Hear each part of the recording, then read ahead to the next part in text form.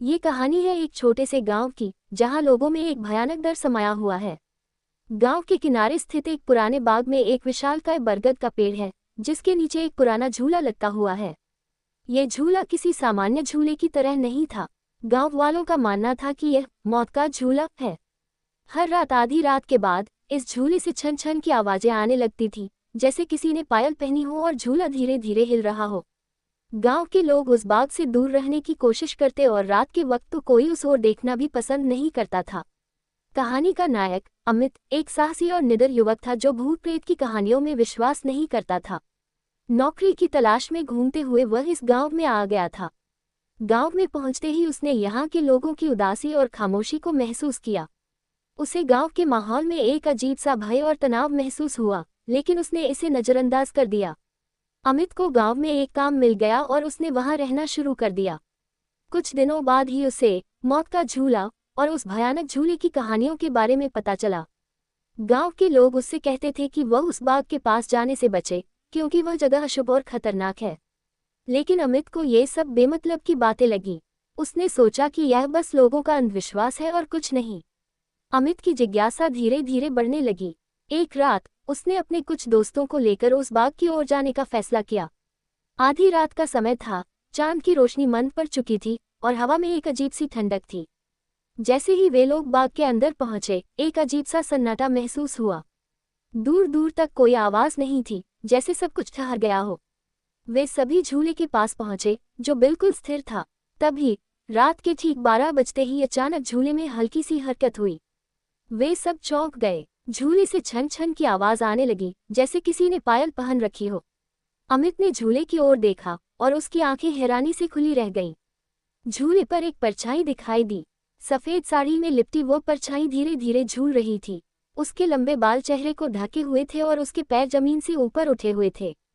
ये दृश्य इतना भयानक था कि अमित का एक दोस्त डर के मारे बेहोश हो गया और बाकी सब भाग गए। लेकिन अमित कुछ देर वहीं खड़ा रहा, जैसे किसी अदृश्य शक्ति ने उसे रोक रखा हो। परछाई ने धीरे से अपना सिर उठाया और उसकी लाल आंखें अमित की ओर देख रही थीं।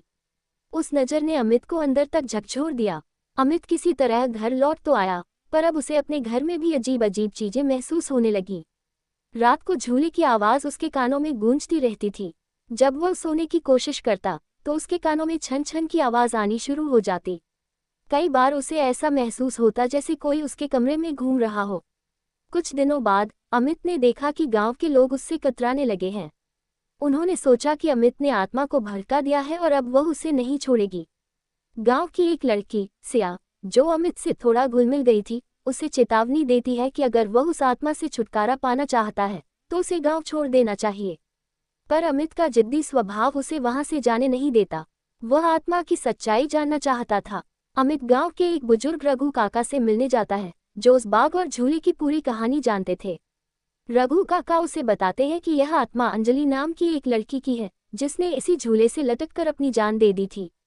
रघु काका ने बताया, अंजलि गांव की एक मासूम और भोली लड़की थी, जो इस गांव के एक युवक से प्रेम करती थी।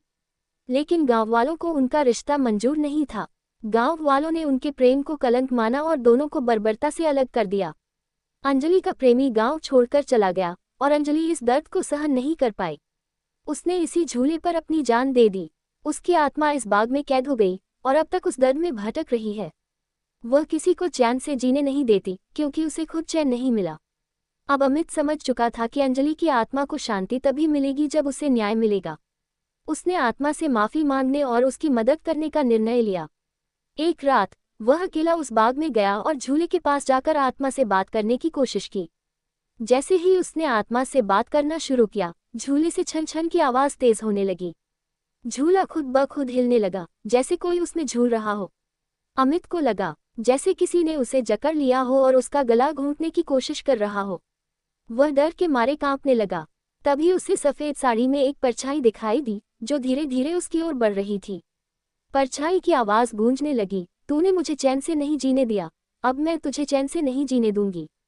अमित बुरी तरह से डर गया था, लेकिन उसने हिम्मत जुटाई और आत्मा से कहा, मैं तुम्हें न्याय दिलाने की कोशिश करूंगा, कृपया मुझे छोड़ दो। अमित ने गांव वालों को इकट्ठा किया और उन्हें अंजलि की कहानी बताई।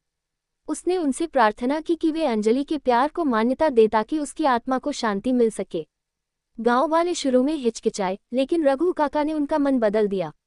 अमित, रघु काका और गांव के लोग झूले के पास पहुंचे और आत्मा की शांति के लिए प्रार्थना करने लगे। इस बीच बाग में अजीबोगरीब घटनाएं होने लगीं। झूले की रस्सियां अपने आप टूटने लगी और हवा में एक ठंडक सी महसूस होने लगी। तभी झूले से एक दर्द भरी चीख गूंजी और सफेद साड़ी में लिपटी अंजलि की आत्मा प्रकट हुई। उसकी लाल आंखों में गहरा दर्द और नफरत झलक रही थी। आत्मा ने गांव वालों की ओर इशारा करते हुए कहा, तुम लोगों ने मेरे प्यार को बर्बाद किया, मुझे धोखा दिया, अब मैं तुम सबको चैन से नहीं जीने दूंगी। अमित ने आत्मा से माफी मांगी और कहा कि अब सबको उसकी सच्चाई का एहसास हो चुका है। उसने अपनी आंखें बंद करके मंत्र पढ़ना शुरू किया। धीरे धीरे आत्मा का गुस्सा कम होने लगा और उसकी चीख मंद पड़ गई। उसकी परछाई धुंधली हो गई और अंततः गायब हो गई। अंजलि की आत्मा को शांति मिल चुकी थी। झूले की हिलने की घटनाएं बंद हो गई थीं। गांव वालों ने झूले को उतार दिया और बाग में एक पूजा का आयोजन किया।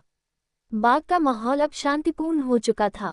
अमित ने गांव छोड़ने का फैसला किया, लेकिन उस डरावनी रात की यादें हमेशा उसके मन में बसी रहीं। अमित ने महसूस किया कि कभी कभी हम भूत प्रेत में विश्वास न भी करें, लेकिन हर आत्मा को न्याय और शांति की आवश्यकता होती है।